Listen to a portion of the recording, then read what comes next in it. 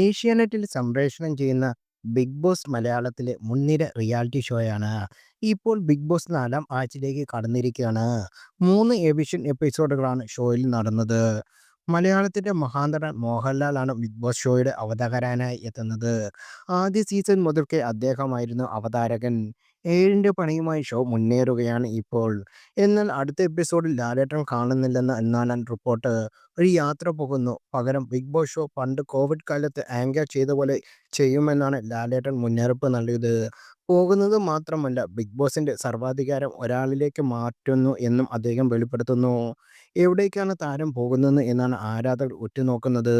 ശാരിക, കലാഭൻ സരിക, മുൻഷി രഞ്ജിത്ത്, ആർ.ജെ. ബെൻസി എന്നിവരടക്കം 4 പേരാണ് ഇതുവരെ ഷോയിൽ നിന്നും പുറത്തുപോയത്.